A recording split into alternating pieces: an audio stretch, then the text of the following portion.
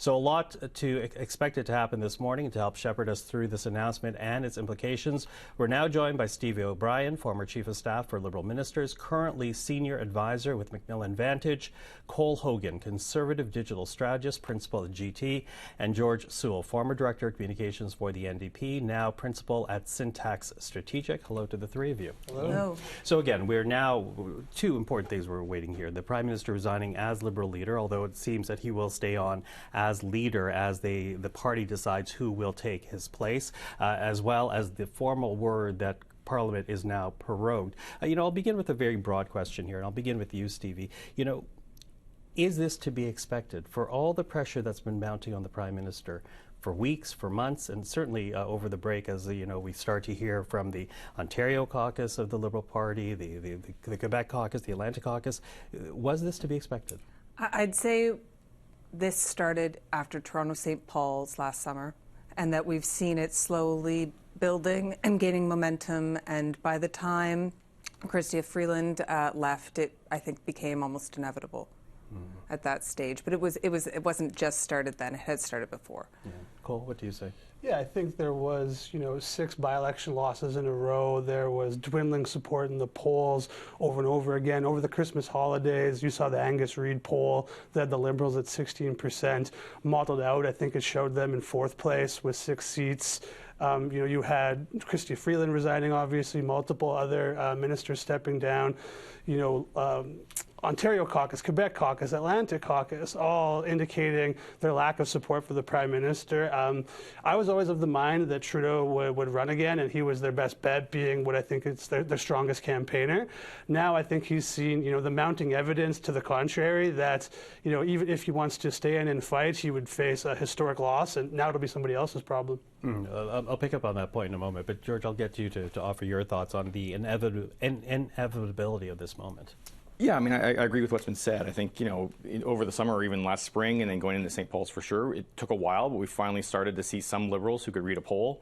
And now 6 or 7 months later, we have a Prime Minister who can finally read the room. And these calls have been coming for a long time. And I do actually think it's going to be interesting to see what comes next, right? Like, I wouldn't want to lead a party that's in this position with an election so close. It's going to be interesting to see who picks up that mantle.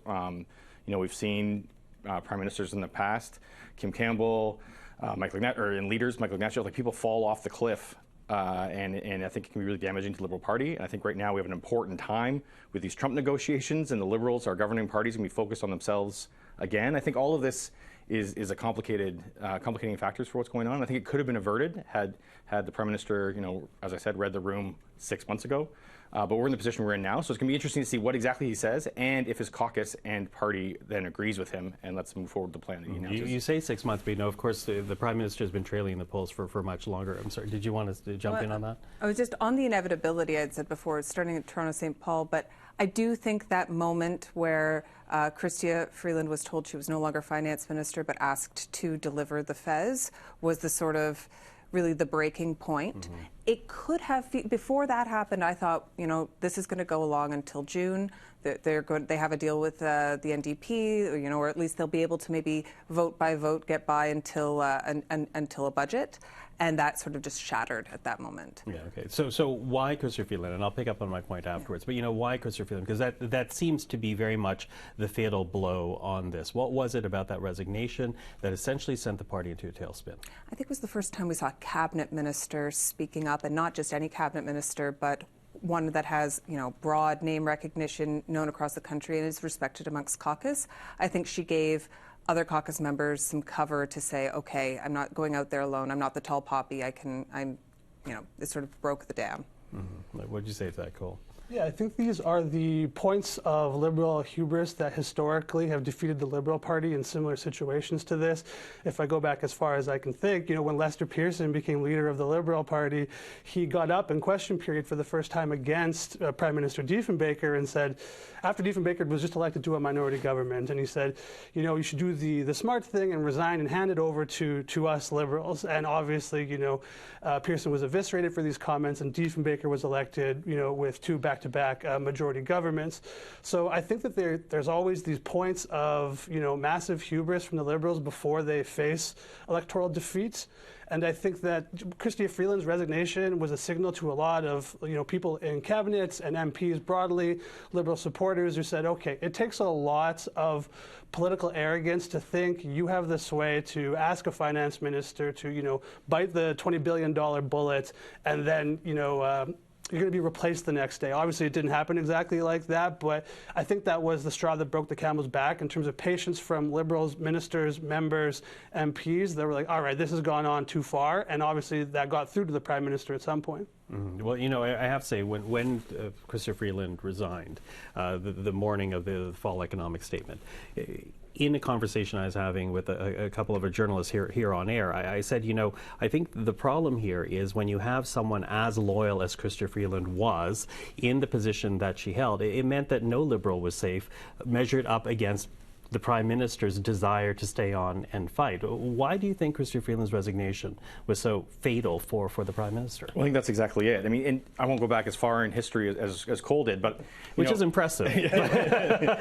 But I will say that Chrystia Freeland was essentially, I know what Justin Trudeau likes to say, there's no hyphenated Liberals, but Chrystia Freeland was really the first Justin Trudeau Liberal, right? Like she left a strong career in journalism, ran in a seat that wasn't necessarily safe, especially for the Liberal Party at that point, or I guess this point, and ran and kind of proved to the world that he could attract quality people, and that he, even from third place, was building towards government again. Mm-hmm. And so exactly, like, she was the longest, kind of most loyal person to him, and then to the point that with you and Cole made, kind of when the rest of the cabinet saw him backstab even her, or at least set her up to fail. I think, I completely agree with Stevie's point that, it meant that nobody was safe. But it also just showed that, Trudeau was putting himself ahead of them. So they no longer felt, at least, that if they had the Prime Minister's back, the Prime Minister would have theirs too. They saw that it was just a one-way interaction. And I think that's when everything fell apart. Mm-hmm. George was saying earlier on that, had the Prime Minister read the polls even 6 months ago, arguably, had he read the polls a year ago even, if not even before that, you saw this Liberal freefall taking place. Why were Liberals so loyal to Justin Trudeau as long as they were, do you think? Trudeau became leader in 2013, and there wasn't much of a party at that point. So most Liberals are Trudeau Liberals. They're not party Liberals. Most politicians, cabinet ministers, they came in with Trudeau. The party is full of Trudeau sort of supporters as well. So it's it's very difficult to separate and say, we need to act in the good of the party and not necessarily in the best interest of the leader, because they are so intertwined. And that was probably necessary to do the sort of rebuilding that was required in 2013, but it has this consequence 10 years or more than 10 years later when you need to, the leader may have run his course, but the party shouldn't have. Mm-hmm, mm-hmm. Why do you think the party was so loyal? As an outsider, to be fair, Steve is the one with the inside look on this one. But for outside looking in, why do you think they were so loyal to him? Well, I think in leadership election cycles, you keep trying things until they actually work. So if I look at Dion and Ignatieff, they're like, all right, we can't do the intellectual guy. Like, we need someone with actual star power to bring us from third place into government. And Trudeau delivered them to the promised land in that regard. They were a rump party in third place that had outposts in, Vancouver and, Toronto, Montreal, a little bit in Ottawa here. And that was the base of the party, plus with Atlantic Canada with 30-some seats. So Trudeau did what no one else could. And he was elected with a massive mandate, too, to the Liberal Party. He won with 81%. So everyone bought in entirely on Trudeau. And now the whole things come around, so kind of they were loyal to him because he delivered government. That was the whole promise of his leadership race, was I can do this. No one else can deliver you back to the promised land. So now the question is, does the party look like exactly it did before Justin Trudeau became leader? So are they back to 2011 levels where they're at 30 seats and they have to rebuild? And what does the Liberal Party look like afterwards? Does it bear any resemblance to the Trudeau years, or do they try to move into more of a Chrétien Martin era? And I think you'll see leadership contenders try to make that argument, but I think those people mostly vote Conservative now. Yeah. What do you say to that, George? Because I will say, through the last few years, when I've heard criticism from Liberals, it was mainly from blue Liberals that were very uncomfortable with the economic direction, the fact that there was no course back to balanced budget, that this government seemed very intent on spending and taxing. What do you say about the loyalty to Trudeau? Well, I mean, I agree with both my colleagues over here than what's been said. And to go further, I think, and maybe just put a finer point on what Stevie was saying, because I think she made the point, is just that it's the Justin Trudeau party now, really. I mean, it says Liberal in the banner, but it's not. I mean, to some extent, all of our parties have moved to this kind of American style where we pretend that we're electing a prime minister, even though that's not really the case, and we really put things centrally in the leader's office and the leader's name. But Justin Trudeau did that in a way that no other party has come close to. Both in politically in campaigns, as was said, but also even just in how the government's run. And those things fed into each other, right? He brought the success, so he was allowed to run things, and it all sat on his shoulders. And so exactly what Stevie was saying is we now have the Justin Trudeau party. So when the leader fails, who can replace Justin Trudeau as leader of the Justin Trudeau party? It becomes a very difficult question to answer. Instead of, with the Conservatives or the NDP, you could argue someone's going to kind of pick up the mantle and we can get back moving forward. With the Justin Trudeau party, it's going to be a much bigger challenge. I think that's why people kind of stuck around. I think that's also why Trudeau felt like he was the only one. They haven't really been building people up in order to replace them. There is no kind of leadership strategy. So. Okay. Listen, I'll get you a hold of that point, because I think right now we're going to go to the leader of the Bloc Québécois. Oops. Oh. Excuse me, apologies for that. Not until a little bit later. I got a cross communication in my ear there. Apologies. But there's a lot to talk about when it comes to leadership and succession. And we'll get there in a moment. But I think we also have to touch upon the fact that, before we started getting word that the Prime Minister met with the Governor General, the three of us were in the back saying, well, prorogation has to follow. There's no way he can resign as party leader without proroguing, and in fact, that seems to be the case. That's already happened. Talk to us about the necessity, at least for the Liberals' perspective, to invoke prorogation right now, Stevie. So what we heard from both from all the opposition parties, sort of going after the House rose for the Christmas holidays, was that they were not going to support another non-confidence motion. They were going to use sort of every parliamentary procedure they could to bring down the government. So that would mean, no matter coming back at the end of January, would have almost meant going into an immediate an election. For prorogue, take some time to do a leadership. If it's correct, and we're proroguing till the end of March, you could then do an election that could be 80 days or something like that. We may still, so for everyone who's very excited, or the Conservatives are very excited what's going to happen, I don't think we're going to have an election until June. Mm-hmm. So the Liberal Party is going to govern through the first half of 2025, and a lot can happen. And that's maybe been a bit of the strategy, is hold on and hope the world changes. And it's not, maybe the best strategy, but something could change. We have foreign interference reports that are going to come out. We have Donald Trump and the tariffs. There's an opportunity to show strength and leadership. So the polls could still change. Mm-hmm. Yeah, what do you say to the prorogation? Yeah, I think there will be a conservative argument that, while there are serious matters of state at hand, the Liberal Party is figuring out their internal issues. So, while there's issues in the States, while there's a huge cost of living crisis, we're just going to watch the Liberals have a leadership race. And, how long can they prorogue for? How long can the leadership go for? And what happens during that leadership race? There's going to be some different visions over what the Liberal Party should be next. Will they try to go even further left? Will there be conversations with the NDP? Will certain Liberal leadership contenders be able to differentiate themselves from the NDP, given that Trudeau has gone further leftward and leftward? Will there be some sort of conservative vision for the Liberal Party, which I imagine would be a tough sell for anyone watching the Liberal Party govern for the last 10 years? So you have some bandwidth. I think there's certain more important issues, especially dealing with the United States, and I imagine Trudeau will say, that's why I'm staying on as Prime Minister during the leadership race, to handle these issues and deal with Trump. I've done it before, is what he will say. And we'll watch this battle play out for the leadership of the Liberal Party. Then that person will become Prime Minister, and how quickly do they fall afterwards? Is it instantaneous? And then are we into an election right after that? So even if, they prorogue for longer than expected and we go into, the middle of the year, what happens after that? Because they're still going to fall immediately, and then we're into an election in the summer, and they're probably still going down to a massive defeat. So what are we doing in the meantime that actually results in anything substantial or changes the state of play for the Liberal Party? Now, I'm going to jump in and basically say that we're going to hear from the Jagmeet Singh, the NDP leader, at 1 p.m.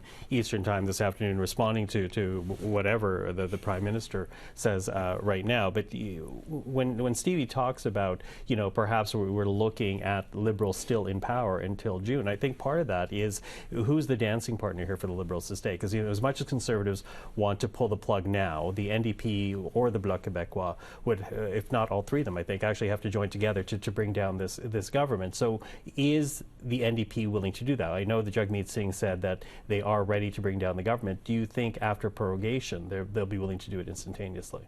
I don't think anything would change other than, I think to be honest, Jagmeet Singh has always kind of left a pathway or a door open for the Liberals to come in and do something big. Every time he's taken a step away, he said, if you do something big for us, we're there for you.